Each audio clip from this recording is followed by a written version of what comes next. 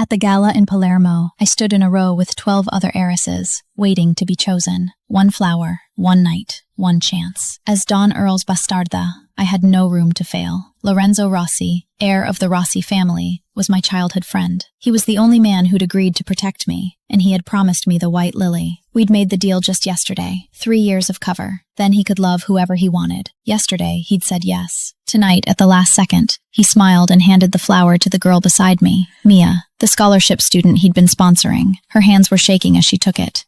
Let Mia have the spotlight today, Elena. The poor thing has never known happiness. Don't worry. As long as I'm here, no one will dare arrange your marriage. I looked at him. He was already turning away, placing Mia's hand on his arm. Mia is elegant and noble. She is worthy of this honor.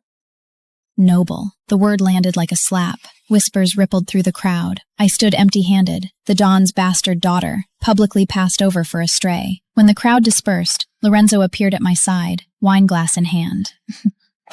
These idiots. I told them to save you at least one flower. Do you know what tonight means? The white lily wasn't decoration. It was a marriage proposal between families. Without it, I had nothing. No protection, no choice, no way out of the arranged marriage Donna Earl had already planned for me in New York. Lorenzo was my only option. No other man here would choose the bastarda, and he'd just chosen someone else. 18 years. He didn't answer. Behind him, Mia was smiling, the white lily in her hands, still perfect. Guilt flickered across Lorenzo's face. He sent Mia away. You're used to these events, Elena. But Mia's poor. This is her only shot to shine in her whole life. Just do me a favor.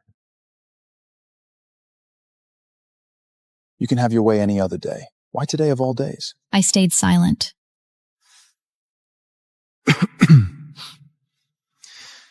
Today's her graduation. After tonight, I can't sponsor her anymore. I promised her one unforgettable memory. Unforgettable for me too, but it was too late. Lorenzo, do you understand what the gala... Mia returned before I could finish.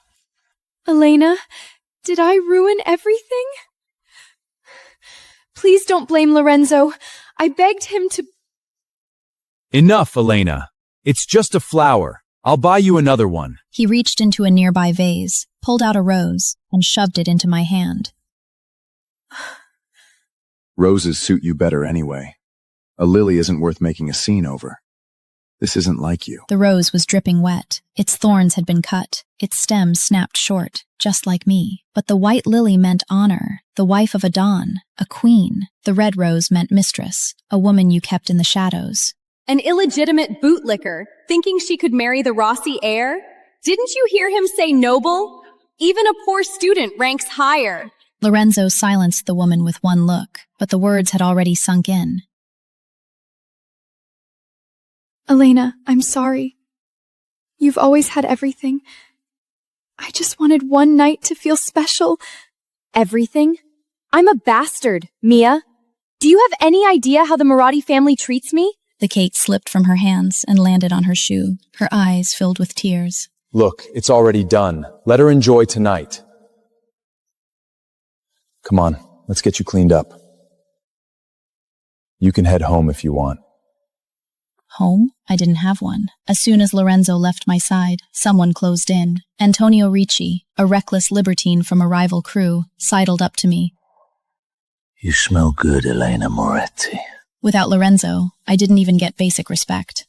Lorenzo told me to give you a flower. I didn't.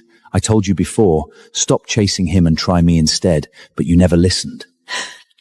How's it feel now? Humiliating, isn't it? Lorenzo had given him the task of delivering my flower, knowing Antonio had been harassing me for months. Another betrayal. I only asked for 3 years. 3 years to gain enough power to escape the Moretti family's grip. But Donna wanted me gone. She wouldn't even give me time to breathe.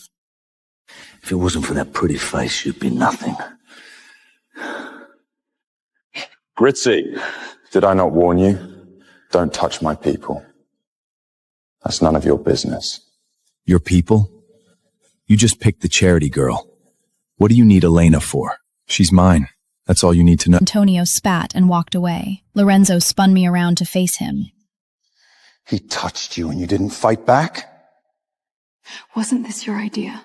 Lorenzo, could I get some champagne? One's cold and stubborn, the other's bright and warm. Lorenzo's choice was easy. Tonight, you're the star. Whatever you want. We'll talk tomorrow. I'll come by your place. Tomorrow? I smiled coldly. Tomorrow, you'll have to come to New York to find me. Lorenzo left to greet the other capos, and Mia walked back to me, holding a glass of wine. The timid scholarship girl was gone. In her place stood someone who'd tasted power.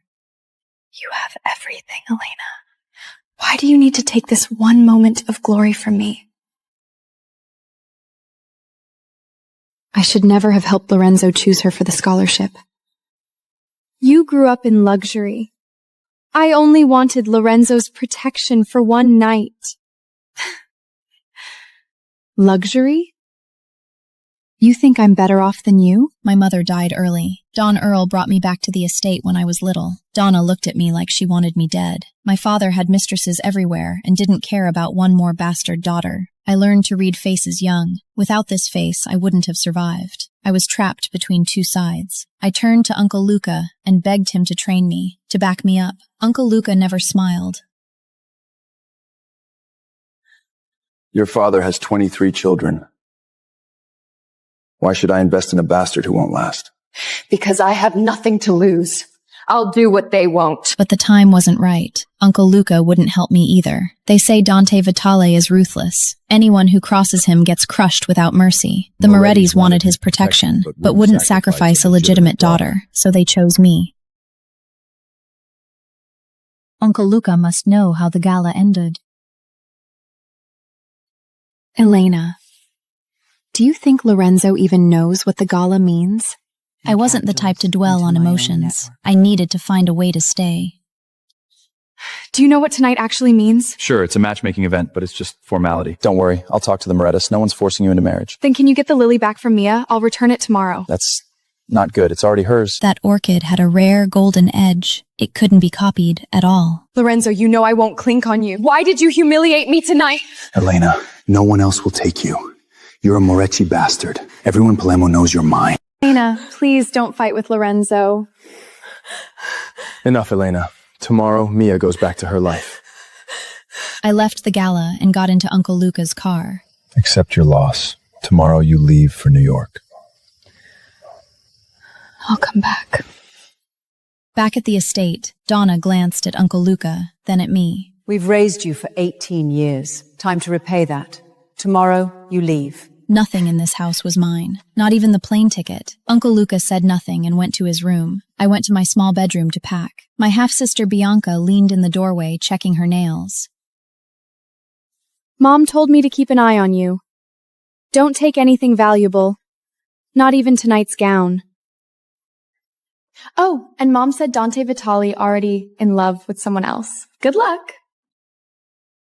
I took off the gown in front of her and removed all the jewelry. Then I walked to the bathroom in my slip. Mia had posted a photo on Instagram. She was glowing, Lorenzo's arm around her. He was still wearing the cufflinks I'd given him. I left everything Lorenzo had ever given me behind. Before dawn, I was up. No goodbyes. I grabbed my backpack and headed to the airport. Security, boarding, everything went smoothly. As the plane taxied, I shut off my phone completely, cutting all ties to Palermo. Then the announcement came. Apologies, passengers. The Rossi family has purchased all available flights out of Plasso today. We are returning back. I stared out the window as the runway slowed back down. Plane came to a stop.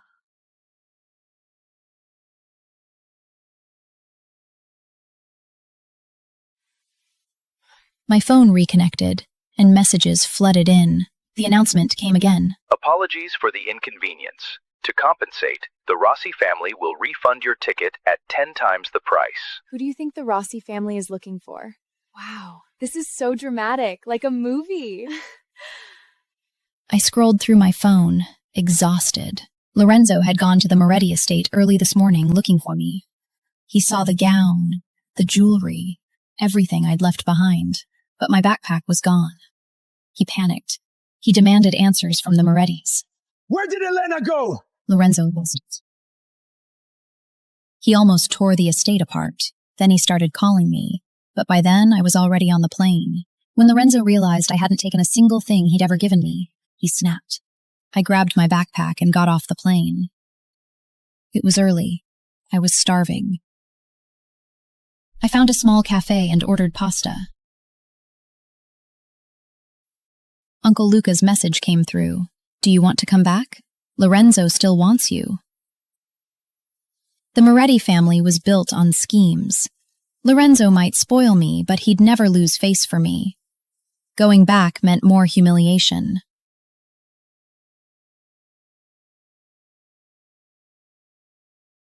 Moving forward, maybe there was a chance. I ate slowly, watching black-suited men flood the terminal. They grabbed every woman who looked like me, asking questions. Then Lorenzo rushed in, drenched in sweat. His phone pressed to his ear. He passed right by my table. He looked desperate, frantic, calling my number over and over. My phone kept buzzing in my pocket. When no one answered, he almost smashed the phone in frustration. His men returned empty-handed. I'd never seen Lorenzo like this, completely unraveled. Where is she? I don't care what it takes. No plane flies to New York today. I checked my phone. There was a flight to Milan in 20 minutes. I scrolled through the news while I waited. Palermo's tabloids were having a field day. The headline screamed, Rossi heirs new flame, but who's he hunting at the airport? 2 women at the table behind me were gossiping loudly. God, that's so romantic. If someone did that for me, I'd say yes immediately. You don't get it. Last night at a gala, Lorenzo chose some scholarship girl. I bet he got scammed. Wait, he didn't pick a rich girl? He picked a charity chase?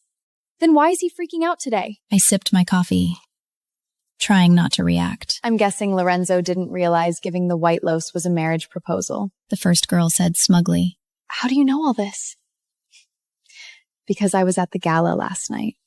I froze. I glanced back, didn't recognize her. Lucky. So what does the rich girl look like?